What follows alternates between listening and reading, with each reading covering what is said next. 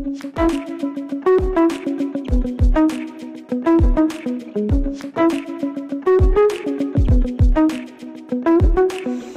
amanat dalam Undang-Undang Nomor 5 Tahun 1996 tentang pembentukan daerah Kota Madia 32 Kupang, pelimpahan aset tidak bergerak kepada daerah otonom baru, yakni pemerintah daerah Kota Kupang, harus dilaksanakan dengan jangka waktu 1 tahun. Akan tetapi, pada kenyataannya sampai saat ini, pelimpahan atau penyerahan aset tersebut kepada daerah otonom baru belum dikerahkan. Konflik yang timbul antara dua daerah ini tidak dapat dipungkiri. Semakin lama akan semakin berlarut jika tidak segera diselesaikan dengan sebaik-baiknya. Yang menjadi masalah dalam pengkajian ini adalah mengapa pemerintah daerah Kabupaten Kupang belum menyerahkan aset-aset khususnya aset tidak bergerak kepada pemerintah daerah Kota Kupang. Hasil penelitian menunjukkan bahwa masih banyak aset tidak bergerak yang belum diserahkan atau dilimpahkan kepada daerah otonom baru. Hal tersebut dikarenakan daerah itu harus bergeser atau berpindah dari wilayahnya dan membangun lokasi di wilayah baru. Dengan sendirinya, aset-aset tidak bergerak strategis yang menjadi sumber pemasukan untuk daerah menjadi hilang.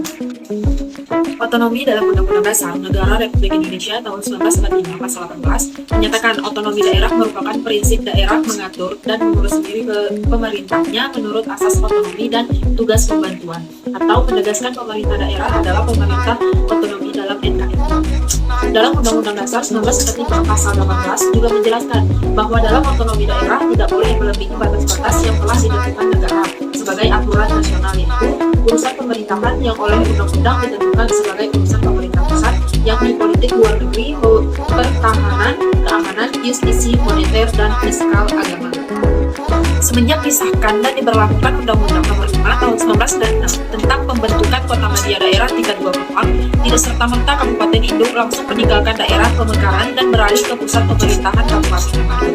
Hal ini disebabkan karena pusat pemerintahan kabupaten yang baru secara fisik atau lokasi masih belum, pengkajian dan pembangunan fisik perkantoran pun belum ada. Permasalahan aset dalam pembentukan daerah otonomi baru merupakan hal yang penting. Hal ini jika tidak diatur secara baik dan benar, akan menimbulkan masalah untuk dua daerah tersebut, yakni daerah induk dan daerah otonom baru. Regulasi yang ada dan mengatur tentang pembentukan daerah otonom baru belum secara jelas dan tegas mengatur tentang pelimpahan aset daerah induk kepada daerah otonom baru. Masuk pada materi konflik. Konflik adalah suatu pertentangan yang terjadi antara apa yang diharapkan oleh seseorang terhadap dirinya, orang lain, organisasi dengan kenyataan apa yang diharapkannya. Menurut Gibson, hubungan selain dapat menciptakan kerjasama, hubungan saling tergantung dapat pula melahirkan konflik. Hal ini terjadi jika masing-masing komponen organisasi memiliki kepentingan atau tujuan sendiri-sendiri dan tidak bekerja sama satu sama lain. Adapun pasal-pasal, menurut ketentuan pasal 13 Undang-Undang Nomor 5 Tahun 1996 yang terdiri dari 2 ayat tersebut berbunyi,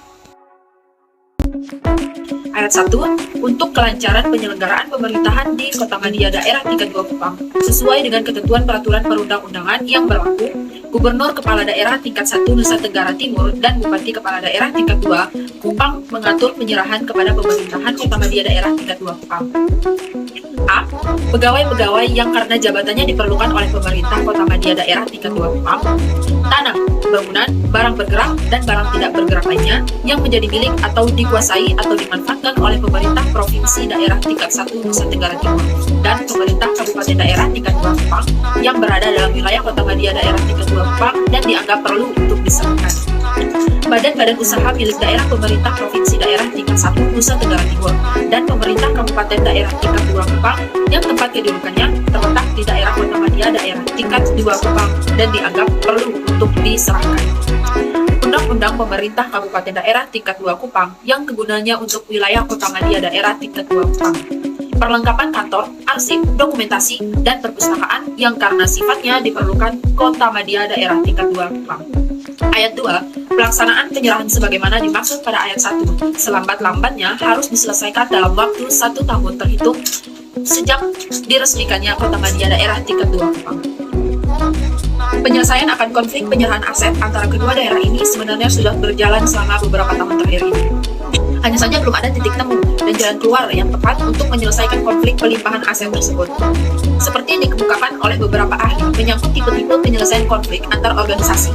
Salah satunya menurut Wijono, ada beberapa strategi yang bisa dipakai untuk mengantisipasi terjadinya konflik organisasi. Di antaranya adalah 1. Pendekatan birokratis. 2. Pendekatan intervensi otoritatif dalam konflik lateral. 3. Pendekatan sistem.